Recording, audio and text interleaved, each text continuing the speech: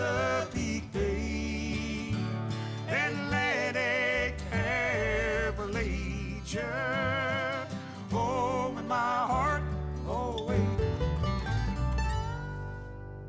Hello everyone and welcome to Down Home Virginia. I'm Sherry McKinney. And I'm Norm Hyde. Coming up this month on Down Home Virginia, Virginia's horse industry continues to grow. Political redistricting could mean changes in the countryside. And farm exports from Virginia remained strong last year.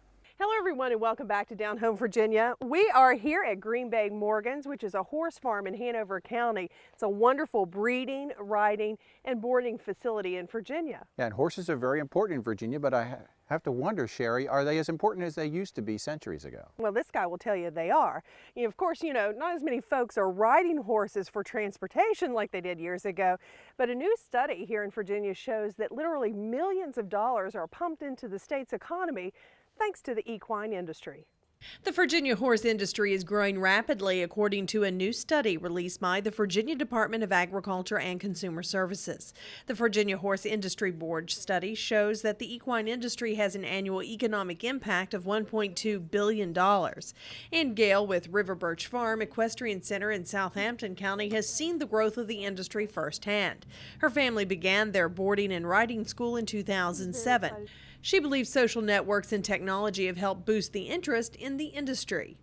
And a lot of our customers are all on Facebook and report what they're doing with their horses or whatever today. So I think more people are aware of it, and as long as they know there's someplace they can go to give it a try, they're willing to give it a try. While families like the Gales may be new to the horse business, the Commonwealth has a rich history and long legacy of great horses, famous horsemen and horsewomen, and ideal conditions for raising and breeding horses. Beryl Herzog and her husband Robert have been breeding and boarding horses in Hanover County for 42 years and know how important horses are to the Commonwealth.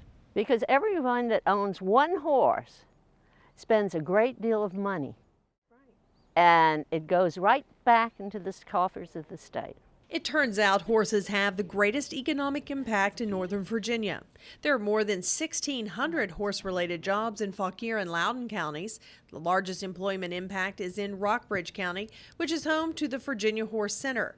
More than 1,330 jobs are industry-related in Lexington and Buena Vista. It's not just going and riding in a horse show, for instance. It's the outfits, they buy food, they stay in hotels, they buy gas, which is terrific expense, which might be a hurting thing pretty soon. But so people are aware of this. Virginia has an estimated 215,000 horses, ponies, and mules. The Commonwealth is ranked 12th in the nation for the number of horses.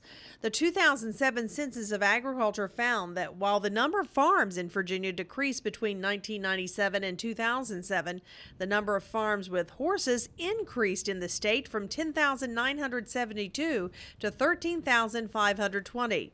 Herzog predicts this number will grow. I think the economy will be better. This industry will continue to grow because people want to board horses, and there are more boarding facilities now. It's easier to board a horse than keep it at home. So I have seen it grow and grow and grow. It certainly is a lot larger than it was in 1968. In addition to more than 2,500 horses, Hanover County continues to be a strong agricultural center. That's in spite of, or perhaps because of, its proximity to Richmond, the capital of Virginia. There are 625 farms in Hanover County with 46,834 acres of cropland, along with more than 10,000 head of cattle. Soybeans are the top field crop, followed by hay, corn, and wheat. Hanover is also famous for its fresh vegetables, including the legendary Hanover tomato. The National Agricultural Statistics Service reports Hanover County farms generate almost $44 million in cash receipts. The Virginia General Assembly has been struggling this spring to come up with a compromise redistricting plan for federal and state electoral districts. One thing is certain, no matter what plan is finally approved, rural Virginia will have less direct political power. That's because population increases in Northern Virginia, Richmond, and Hampton Roads are forcing politicians to realign almost every voting district in the state to assure equal representation. In 2010, Virginia's population totaled 7.9 million, up from 7.1 million a decade earlier. With the shift in legislatives to the more urban areas from the rural areas, we could very well see funding for the programs that are very much a concern to the rural areas be limited. Items such as environmental issues, the extension programs, funding for schools, all of those kind of issues, and funding for transportation will shift to more urban areas, and the rural areas of Virginia be left out. Other political challenges facing rural Virginia include access to adequate and affordable health care, controlling sprawl and protecting farmland from unnecessary development, and environmental regulations. A significant loss of political power at either the state or federal level means farmers will have to work even harder to have their needs heard and understood in Richmond and Washington. Virginia was ranked 9th in the nation for agricultural exports in 2010, and Virginia officials are eager to see that standing increase. Speaking at the 3rd annual Virginia Agricultural Trade Workshop, Secretary of Agriculture and Forestry Todd Haymore says he's already itching to hit the road to promote Virginia farm products overseas. Well, we'll be going on a number of trade missions. You see already the mission that I mentioned in May to Asia, China, Korea, and Japan. We're going to India and Israel in November, sometime after I get back from Cuba, and before Thanksgiving is what the governor is telling us. According to trade figures released in March, Virginia farm and forest exports totaled $2.24 billion last year, despite a worldwide recession and a drought that reduced yields for some of the state's top field crops. Still, exports of some Virginia farm commodities increased, including pork, poultry, wood products, and soybeans. Haymore says the 2011 Virginia General Assembly set aside almost $500,000 to help boost farm exports, the first new funding for overseas ag trade efforts in several years. Up next on Down Home Virginia, Chef Maxwell has a tasty recipe for unique potato salad just in time for summer picnics. I'm Mark Viette. Coming up on Down Home Virginia, I'm going to show you all the different hydrangeas you can grow in your garden. Stay with us. Virginia's nursery industry is one of the fastest growing segments in the state's farm economy, according to the U.S. Department of Agriculture. The USDA predicts that the production value of U.S. horticultural crops will increase by more than 3% annually over the next decade, and consumption of horticultural products will continue to rise. Statistics show that the nursery and landscape industries nationwide had sales valued at $6.6 billion in 2007. In the same year, Virginia's nursery industry generated $96.6 million in total sales on 392 nursery operations statewide. I grew this apple on my family farm. I harvested this apple with my own two hands. I transported this apple to market. I purchased this apple for my store. I bought this apple for my family. And I protected this apple, the farm it grew on, and everyone who touched it by joining Save Our Food. Help Virginia Farm Bureau protect farms and families by joining Save Our Food. Sign up today at saveourfood.org. I love this apple.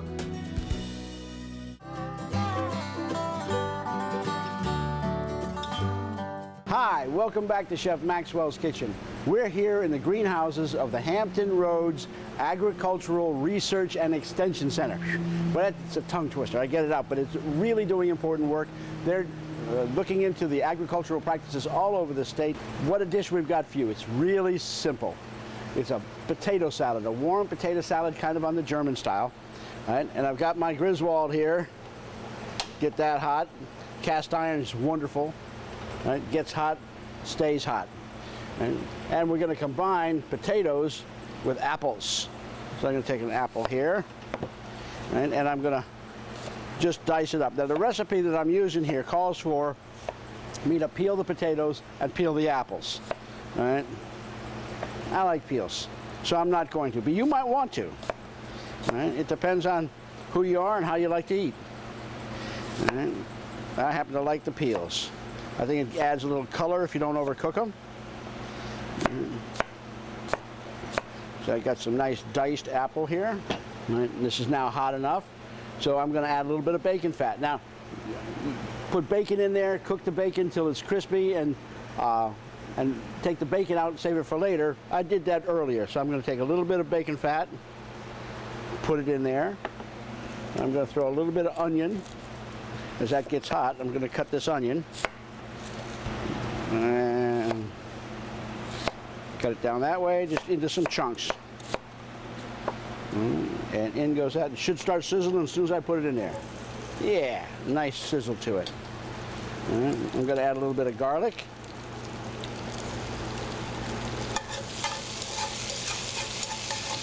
Let that roll around. While that's getting hot, I'm going to throw some potatoes. Now, I cook these potatoes. There's a couple of different ways you can do this. You can cook them in the oven, rub them down with a little bit of olive oil, put them in a 400-degree oven until they're brown and crispy and nice and soft. Crispy on the outside, nice and soft on the inside. Or you can boil them until they're done. I boil them because we're here in a greenhouse, and most of those greenhouses don't come equipped with ovens. So I boil them on the top of the stove. And it's going to turn out to be a really wonderful dish. All right. So these are already cooked. All I really need to do is get hot. Right.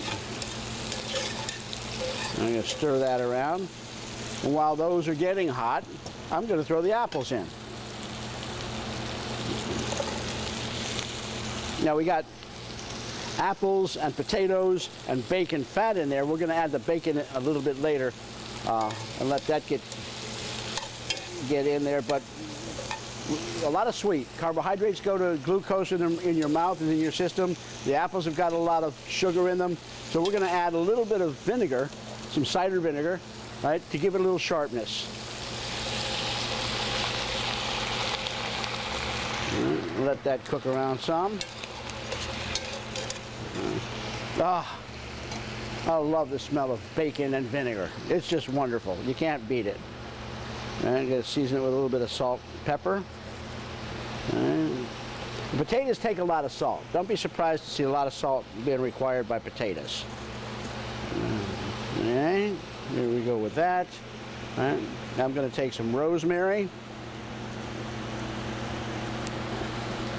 Pull these off. Now, I recommend you not use dried rosemary.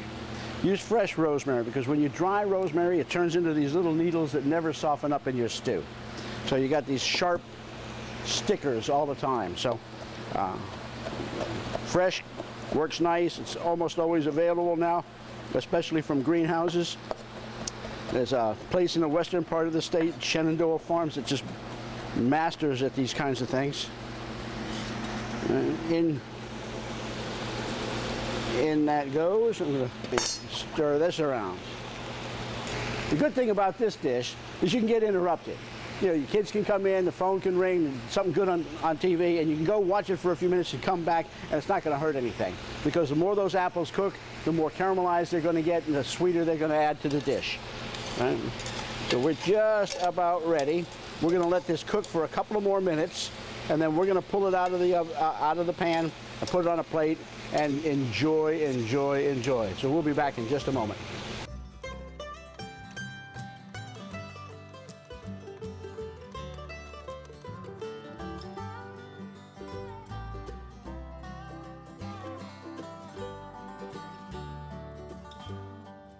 All right, we've let this cook for a couple of minutes. Now the apples are nice and soft, the potatoes are hot all the way through, the onions are caramelizing nice.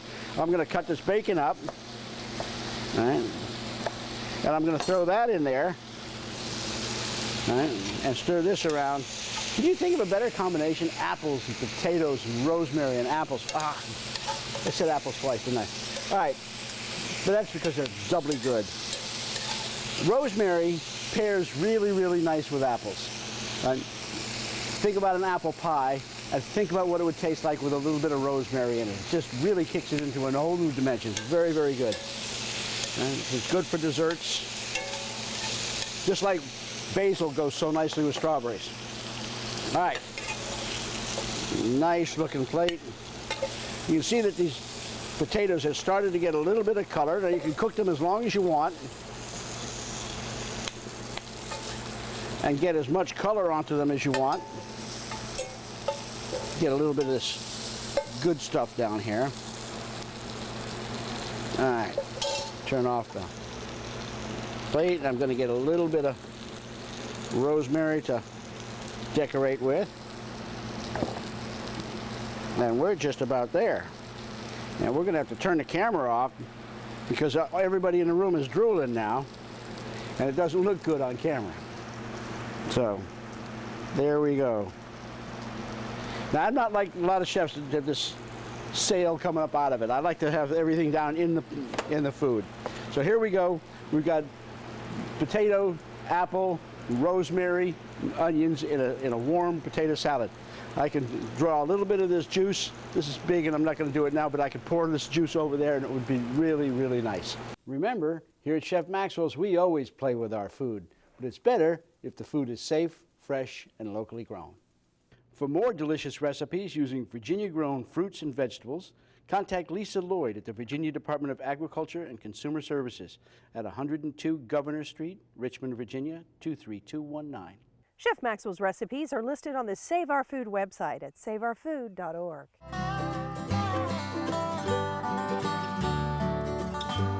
There are quite a few varieties of hydrangeas we can grow in a garden, and to simplify it, there are spring blooming hydrangeas, which include mop heads and lace caps. They sort of have, just giant leaves. They're called big leaf hydrangeas. And then there's also summer blooming hydrangeas, and they sort of fall into the category almost as your tree hydrangeas. Now this here is one of the big leaf hydrangeas that we're looking at, and it comes into bloom in the spring. Now, just to complicate things a little bit more, most of these would only bloom in the spring, but now they've created a whole new group of hydrangeas that bloom in the spring and then bloom again in the summer. So you might want to look for those reblooming hydrangeas, especially if you live in those areas where it gets a little cold or too cold in the winter and it freezes some of the buds.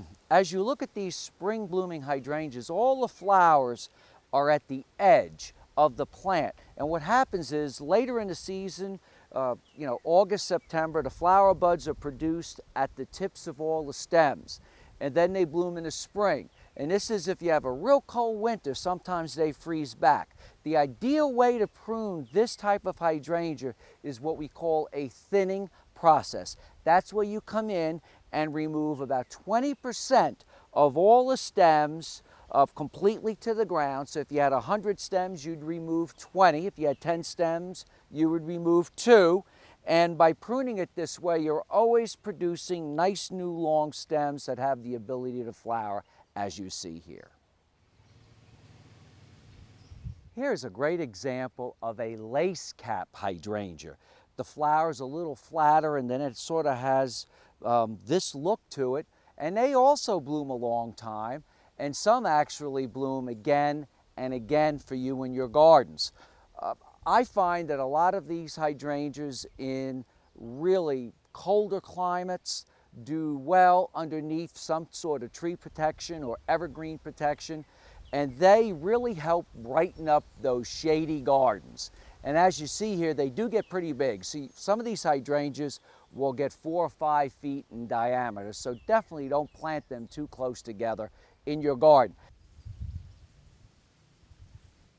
One of my favorite hydrangeas is known as the tree hydrangea.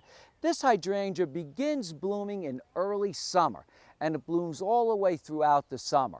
And this hydrangea can be pruned to any height you'd like. You can keep it shorter, or as you see here, you can let it grow into a 20-foot tree. Pruning on this takes place early in the season, probably early spring, because it blooms on new wood. And one of the varieties that I really like is known as Hydrangea tardiva. Easy to grow, anyone can grow it. The hotter it is, the better this plant grows. There's such a wide variety of hydrangeas. You can get colors that you see here. Now this one's called Glowing Embers, but it is a really, as you see here, bright pink that really brightens up that part of the garden. Now remember, some grow in full sun, or they love environments like you see here, which is considered bright shade. I'm standing next to my favorite hydrangea that you can grow in the garden. It's one of my top 5 favorite plants, and it's Hydrangea Annabelle. Any of us can grow it. And this plant really does well exceptionally in the full sun. So if you have that area in a garden, full sun, this is a plant that will just grow beyond your expectations. This plant blooms on new wood, so you cut it down to the ground every spring to 2 to 3 inches, and you'll see these white flowers turning this olive color. You can then cut these, strip the leaves off of these, and hang them upside down. They'll dry perfectly, so you can use them for your fall and your winter decorations. I'm Mark Viette. Join me next time in the garden.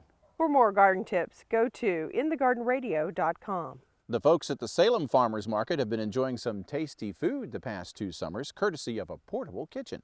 Stay with us.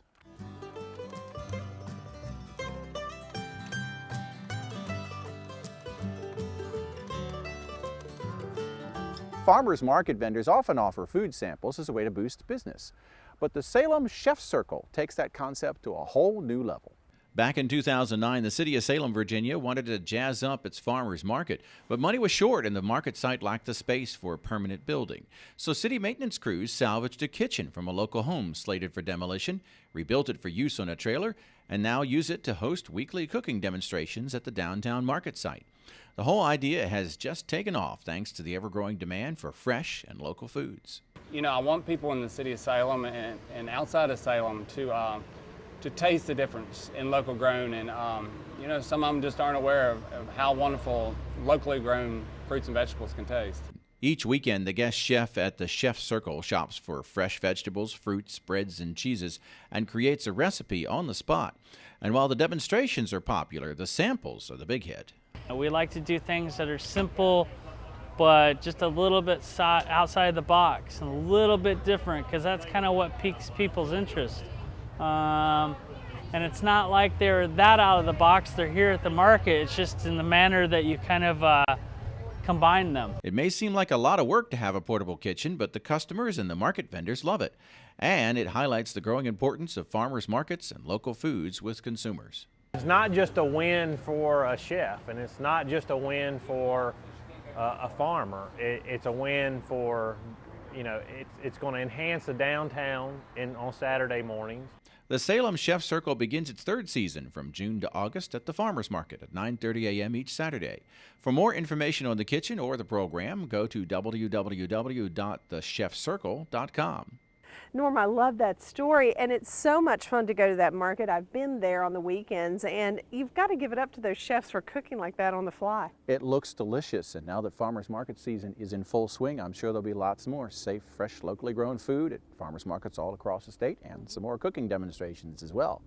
And that's going to do it for this month on Down Home Virginia. Coming up next month, we'll show you how growers are using hoop houses to extend their season far beyond the summer. And of course, Mark Viette's going to have some great suggestions on how you can grow shade plants both for your garden and landscape. So for everyone from the Virginia Farm Bureau, thanks for watching. Make it a good month.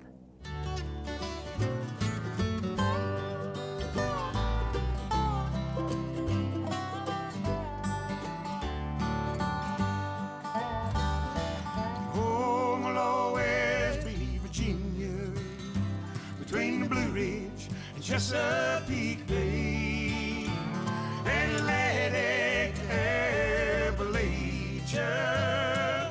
Home in my heart always.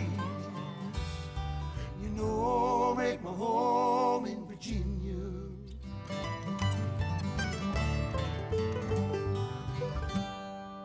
I grew this apple on my family farm. I harvested this apple with my own 2 hands. I transported this apple to market. I purchased this apple for my store. I bought this apple for my family. And I protected this apple, the farm it grew on, and everyone who touched it by joining Save Our Food. Help Virginia Farm Bureau protect farms and families by joining Save Our Food. Sign up today at saveourfood.org. I love this apple.